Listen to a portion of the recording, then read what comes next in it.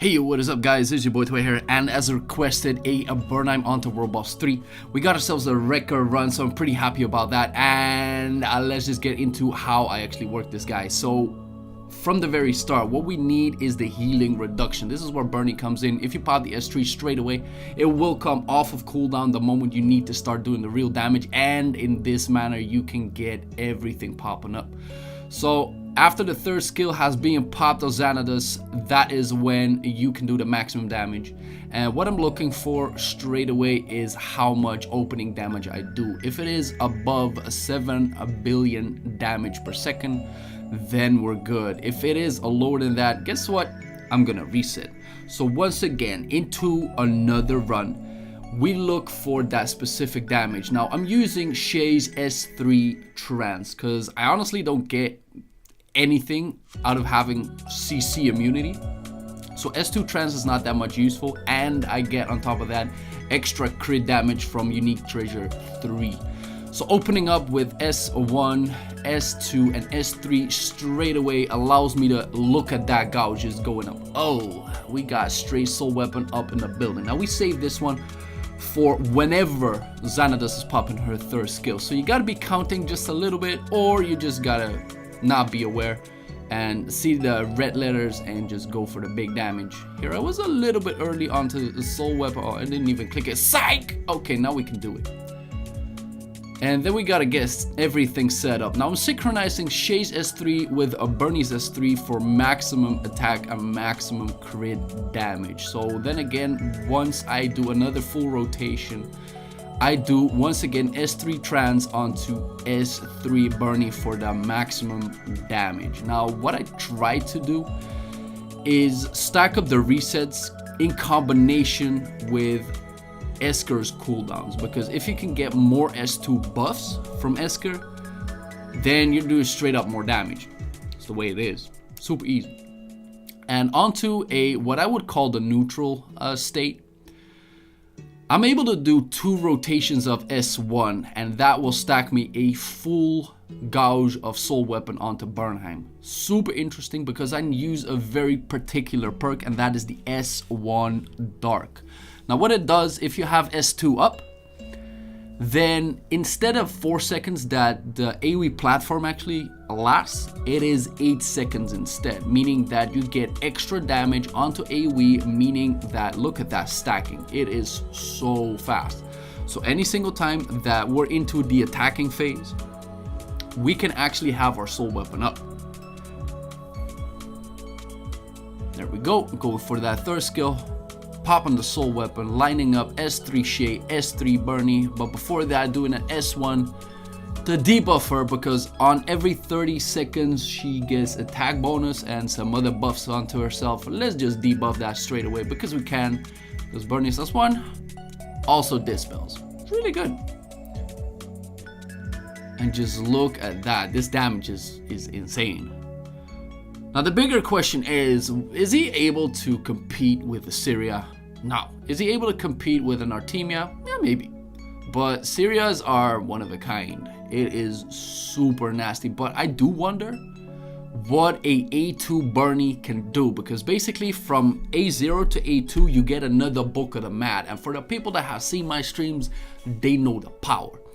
Now to emphasize on this last 2 phases, once you hit the 1 minute mark, Xanadus, her slaps will do an insane amount of damage. Now to cope with this, it's very simple. You need to have a Bernie with either a lot of HP or a high unique weapon. That way he gets more defense and it allows for him to survive. Now if you pop the S2 as well, you can also get a little bit of block, which can give you a lucky run on top of it, even if you have not enough HP. Otherwise, guess what? Your Bernie in this minute will die. Now another thing that I will do at some point is get my Esker from auto to manual, because S1 at this point has no value. I'm also on a maximum buffs and I want to get those maximum skills in. Now I usually do this from the 1 minute mark, that way I could get more damage. This time I didn't, but look at this gorgeous run. It is so good.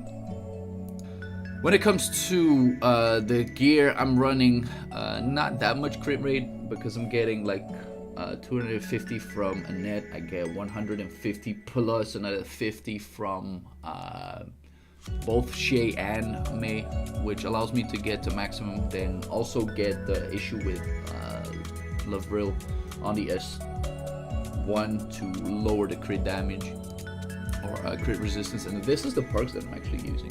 So as I said, the S1 Dark is the one that allows me to keep restacking my soul weapon. Now other people may think about getting it somewhere else, getting it into the crit mode, or actually going for the Warlike perk, which is also pretty interesting if I would say so, but not something that I would run. Then we got Audie onto maximum, and I got himself the unique treasure 4, allows me to get a little bit more magical damage, which is interesting. These are the perks for him. We got Esker onto some damage, allows him to do whatever, and the Moral Rise obviously gives everybody more attack, meaning Bernheim as well. So it's looking pretty good. If I would have to change it up just a little bit, I want to have like Esker's soul weapon and Audie's soul weapon. That would instantaneously get my damage up way higher. Now, one of the questions that I have for myself is like my Shay. Shay is good, obviously, but what if I had to pick another character? There could be some others that are pretty decent. Think about a good Mediana, for instance. Like if she would be able to heal properly, then she could be pretty good. But these are the perks that I'm currently using on her.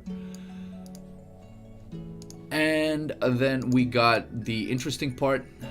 Some people would say like Jane is not very optimal because the defense shred actually doesn't work on this boss, but I tried Mora into my teams and I got a pretty decent Mora.